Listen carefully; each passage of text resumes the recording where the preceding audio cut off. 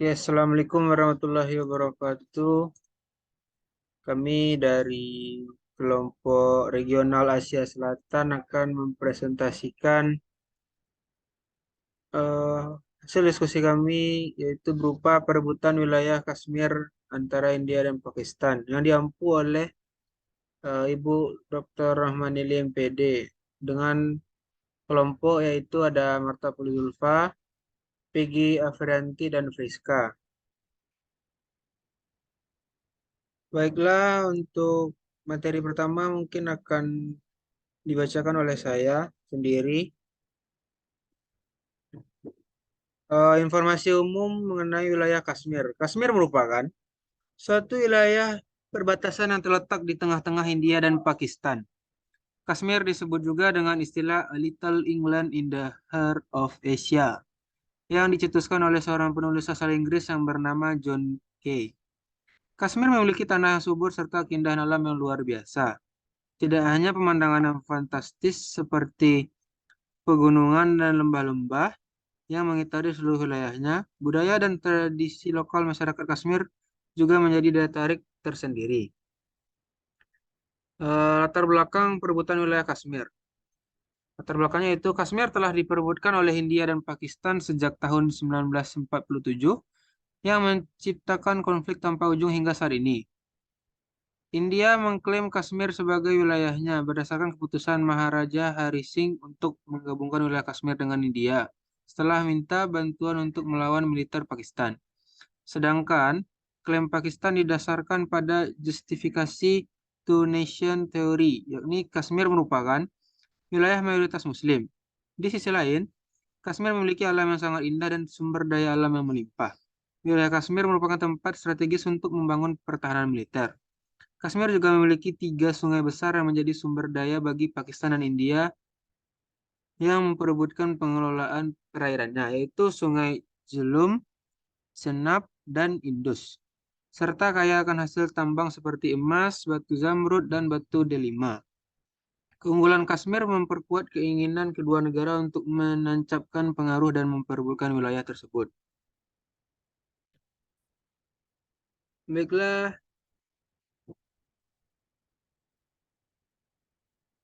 eh, wilayah Kashmir dibagi menjadi tiga.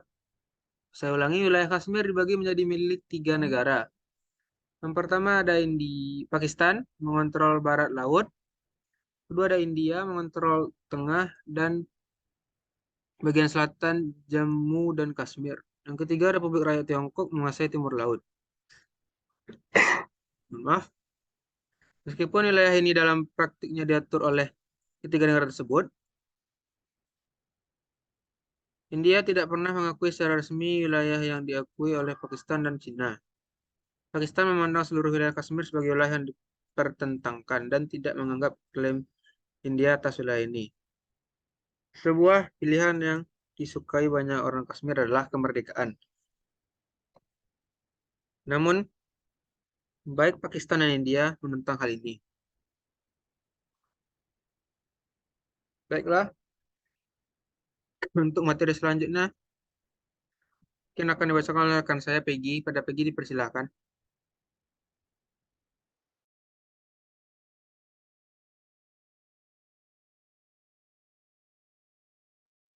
Baiklah, saya akan melanjutkan materi yang disampaikan Marta, yaitu faktor pendorong terjadinya konflik di India. Yang pertama, berawal dari penentangan atas pemisahan India menjadi 2 negara. Yang kedua, perbedaan paham antara umat Muslim dan Hindu di India. Yang ketiga, pembagian wilayah juga menjadi faktor pemicu konflik. Yang keempat, yaitu juga berasal dari faktor geopolitik. Selanjutnya, Marta.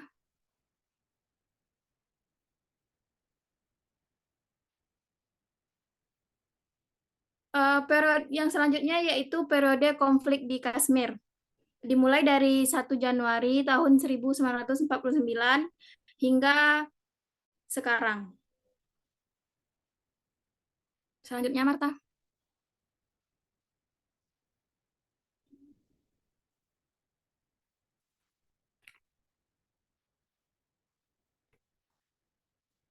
resolusi yang dilakukan untuk menghentikan konflik. Yang pertama yaitu konflik Kashmir pada tahun 1947 sampai 1949. Perang ini berakhir dengan pembentukan garis gencatan senjata atau ceasefire line dengan status wilayah masih berada dalam sengketa antara India dan Pakistan. Pada dasarnya, garis batas tersebut membagi dua wilayah Kashmir, yakni Pakistan over Kashmir atau POK dan India over Kashmir atau IOK. Selanjutnya konflik Kashmir pada tahun 1950 sampai 1965.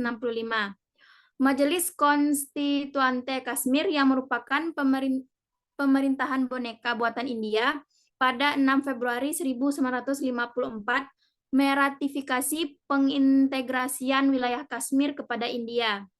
Tanggal 19 November 1956, lembaga yang sama juga menyetujui konstitusi yang menyatakan bahwa wilayah Kashmir adalah bagian dari India, sehingga PBB beranggapan telah menemukan titik terang. Namun, ini memicu konflik kembali dan berakhir perang.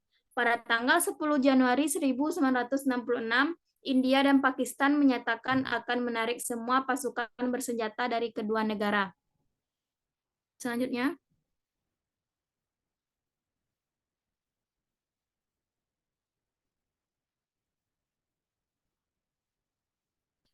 Selanjutnya yaitu tahun 1974, Front Oposisi meminta pemerintahan India memberikan referendum otonomi konstitusi sebagai bentuk perjanjian antara Kashmir dengan India. Sheikh Abdullah menjadi menteri utama. Pada tahun 1989, mulailah para militan bangkit di wilayah Kashmir di bawah kepemimpinan India, menginginkan kemerdekaan kelompoknya. Ia menuduh Pakistan mempersenjatai kelompok teroris tersebut. Selanjutnya, pada bulan Mei tahun 1999, India dan Pakistan berperang setelah pasukan bersenjata melintasi batas kontrol wilayah administrasi India, yaitu kota Kargil. Melalui perang ini, India kembali mendapatkan wilayahnya 2 bulan kemudian. Selanjutnya, pada November tahun 2003, Perdana Menteri India Atal Bihari Vajpayee bertemu dengan Presiden Pakistan, Pervez Musharraf di Islamabad untuk menjalin hubungan diplomatik. Usai India menyetujui usul Pakistan untuk gencatan senjata di Kashmir. Hubungan baik terus berlanjut antara dua negara. Pada 21 Oktober 2008, jalur perdagangan dibuka melewati batas kekuasaan Kashmir, mulai dari pakaian, rempah, buah, dan sebagainya. Baiklah, selanjutnya saya serahkan kepada moderator. Terima kasih. Baiklah, terima kasih kepada rekan saya Pinky. Materi selanjutnya akan dibacakan oleh rekan saya Friska. Pada Friska dipersilahkan. Baiklah, terima kasih moderator. Di sini saya akan mencoba melanjutkan penjelasan dari rekan saya tadi. Selanjutnya adalah September 2016, Pakistan dan India terlibat dalam Perang Lisan. Setelah 18 tentara India terbunuh dalam serangan pasukan militan di wilayah Kashmir yang dikuasai India. Tepat 29 September, 2 tentara Pakistan terbunuh dalam perang dengan pasukan India di wilayah perbatasan dua negara. Kemudian pada bulan Juli 2017, kelompok militan menyerang peziarah Hindu yang membunuh 7 orang dan 16 lainnya luka-luka. Dilanjutkan pada tahun 2019, India mencabut status istimewa Kashmir yang memberinya hak otonomi signifikan yang telah aktif sejak tahun 1974. Hal tersebut menimbulkan protes massa, terutama di Kargil, kota terbesar kedua di wilayah Jammu dan Kashmir, yang mana menjadi pusat demonstrasi menentang kebijakan tersebut. Hingga sampai saat ini konflik tersebut masih terus berlanjut. Pencabutan pasal 370 dapat dibatalkan dan perundingan akan bisa dilaksanakan jika India membatalkan tindakan ilegalnya pada tahun 2019. Tanpa pencabutan langkah ini oleh India, negosiasi tidak mungkin dilakukan. Penyelesaian sengketa Kashmir harus sesuai dengan resolusi PBB dan aspirasi rakyat Jammu dan Kashmir. Dampak konflik Kashmir. Konflik Kashmir berdampak pada bidang politik, ekonomi, dan sosial di wilayah India dan Pakistan. Yang pertama di bidang politik, hubungan India dan Pakistan yang memburuk. Kemudian di bidang ekonomi, India dan Pakistan mengalami perekonomian yang tidak stabil saat terjadinya konflik Kashmir. Dan di bidang sosial, India dan Pakistan mengalami pertambahan populasi penduduk akibat pengungsi dari Kashmir. Konflik Kashmir ini juga memiliki dampak bagi dunia dan negara lain. Konflik Kashmir juga berdampak bagi negara-negara di dunia. Yang pertama di kawasan Asia Selatan. Pasca Perang Dingin Asia Selatan, termasuk kawasan yang stabilitas keamanannya rentan di dunia politik internasional, berbagai potensi konflik yang berkembang semakin memperparah kondisi keamanan kawasan di sana. Kemudian perkembangan nuklir di Asia Selatan tidak terlepas dari meningkatnya intensitas konflik perebutan wilayah Kashmir antara India dan Pakistan. India dan Pakistan sebagai dua negara major power, security dilema yang terjadi antara India dan Pakistan memicu adanya persaingan senjata. Kemudian bagi Indonesia sendiri, India telah menerapkan bea masuk yang tinggi untuk CPO dari Indonesia.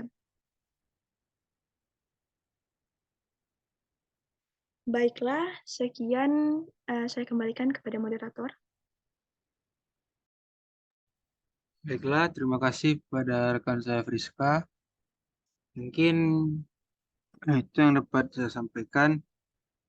Salah dan maaf, tolong dimaafkan. Assalamualaikum warahmatullahi wabarakatuh.